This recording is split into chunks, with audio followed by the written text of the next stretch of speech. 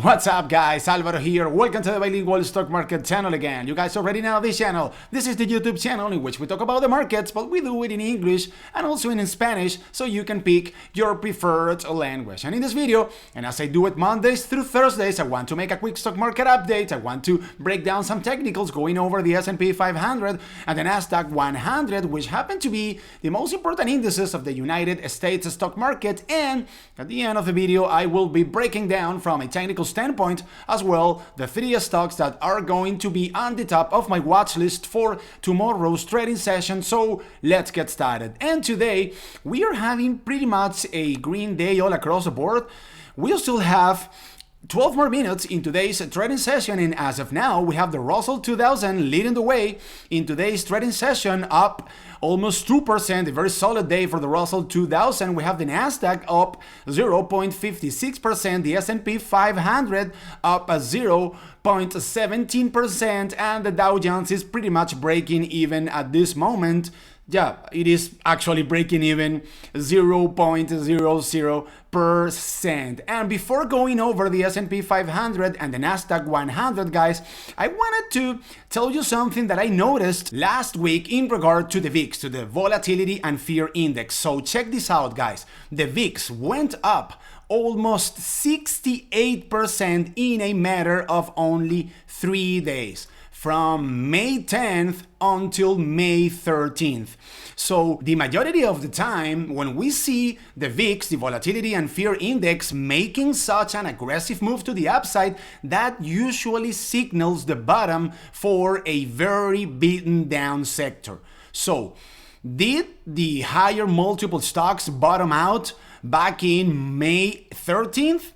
That is something that is yet still to be determined. But from a VIX standpoint, we could potentially have seen the bottom for, as I said before, higher multiple stocks, growth stocks, and tech stocks last week. We still have a lot of very sensitive inflation data coming out. Remember that on Friday, we have the inflation curve rate, which is going to be put out at 8:30 a.m. Eastern Standard Time. So we could still potentially have negative data coming out in terms of inflation that could start another big or massive sell-off when it comes to higher multiple stocks. But at least this is a light in the end of the tunnel. So let's see how this plays out. And I ask you guys, what do you think? Did higher multiple stocks bottom out last week? Or this nice recovery that we have seen in higher multiple stocks is only a dead cat bounce?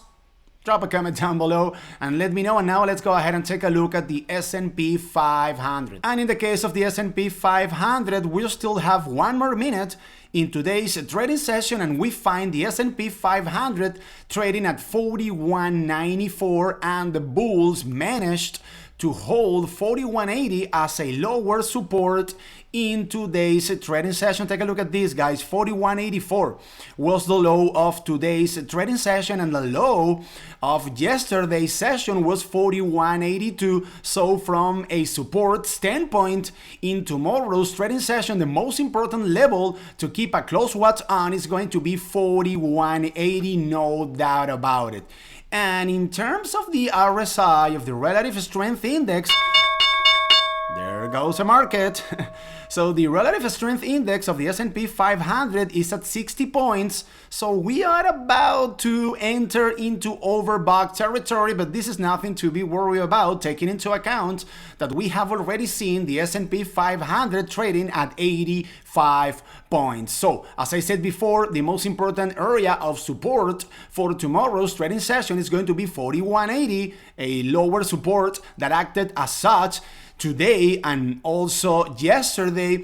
And from a resistance standpoint, the bulls have been struggling at 4,200. So if tomorrow the bulls in the S&P 500 happen to be able to take on 4,200, watch out for 4,217, which is a previous all-time high in this index. And if 4,217 happens to be broken to the upside, then watch out for the bulls in the S&P 500 trying to reach reach all-time high at 42.38, and in the case of the Nasdaq 100, this index went up today 0.33% and it closed today's trading session at 13,702 points. So from a technical standpoint, guys, the fact that the bulls managed to close above 13,700 points is a very good sign.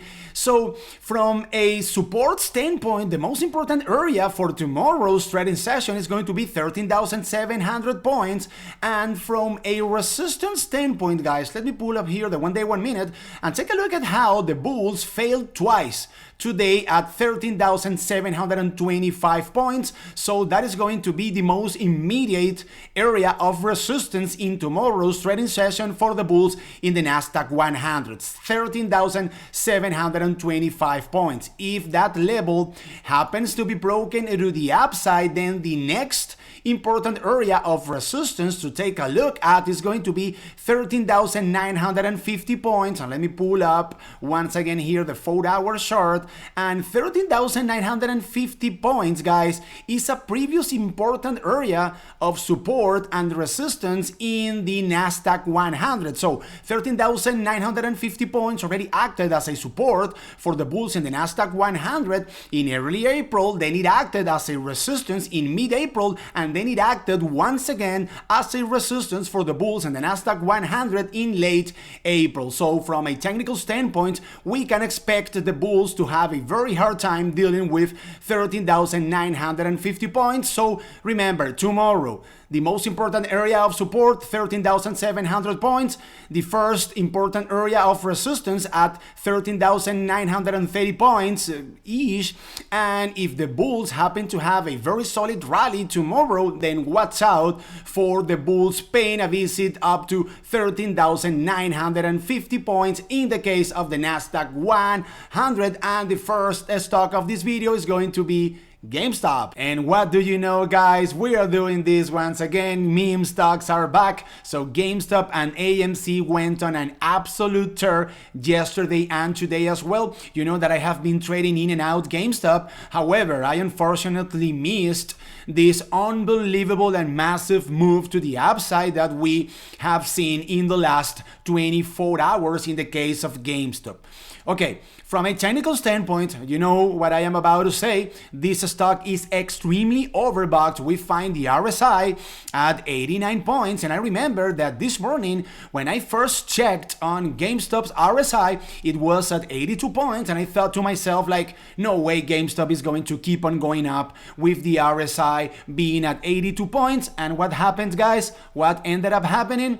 GameStop went up today 15%. So from a strict technical standpoint, we can say, or we can make the case that GameStop is due for a pullback. So if we happen to see a pullback, I am going to be watching $200 like a hawk, because $200 is a very important previous area of resistance for the bulls of GameStop that already acted as such back in February and also back in April. So at $200, I am going to be picking up 15 or 20 shares of GameStop. And who knows, guys, can GameStop keep on pulling up and fill the gap up to $296, which is going to be the next important area of resistance for the bulls of GameStop?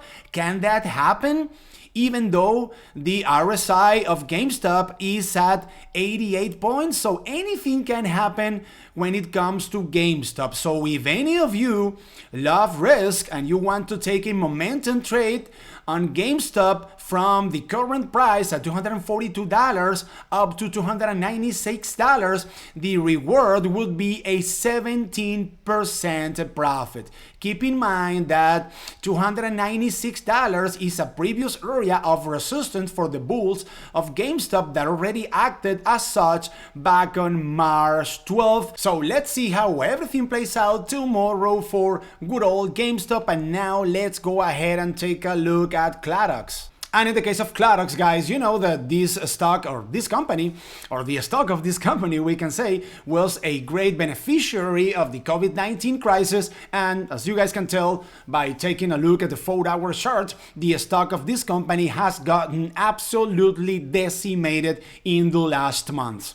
However, this is a very well-established company that was founded back in 1913. The market capitalization of Clarox is $22 billion, and the stock of this company trades at 24 times earnings. So I think that at the current prices of this stock, we have a very good deal from a long-term perspective. And also keep in mind that Clarox pays a very acceptable dividend of $1 per share every 3 months. So in my case, I am not thinking about investing in Clarox at a long term, but I do want to take a swing trade on Clarox. So what's my plan when it comes to this stock? So we have, from a technical standpoint, a clear downtrend channel on the 4-hour chart. So from a technical standpoint, Clarox doesn't look well at all. However, we have a potential light at the end of the tunnel over here, because we could say that Clarox is about to form a double bottom formation. Remember, guys, that a double bottom formation is a bullish pattern that suggests a change of trend. So what has to happen for Clarox in order to complete this potential double bottom formation? Well, Clarox is going to have to burst above $180. The second I notice that Clarox burst above $180, I am going to be picking up probably 50 shares of this company in order to take a swing trade. And if I happen to start this trade the way that I am describing it over here, my price target is going to be the 180 SMA on the 4-hour chart at around $187, in which case I am going to be locking in a profit of almost 4%. If I want to be a bit more ambitious, I could also close this trade at $196, which is a price in which the bulls of Clarox already fell twice. It is a former resistance, and in that case, I am going to be locking in a profit of almost 8%. So watch out for Clarox, guys, in the upcoming days, potentially unfolding this double bottom formation and bursting above $180 per share. And now let's go ahead and take a look at good old Ideonomics. Ideonomics went up today 5.45%, and it closed today's trading session at $2.90. And you guys know that I am investing in Ideonomics at a long term. This is one of my 2 long-term positions in Ideonomics. I own 980 shares at an average price of $3.44, and so far I have an unrealized loss of $514, and I actually purchased 200 more shares in today's trading session. So what could happen with Ideonomics in the upcoming days? Well, we have a very important area of resistance coming up for the bulls of Ideonomics at $3.10.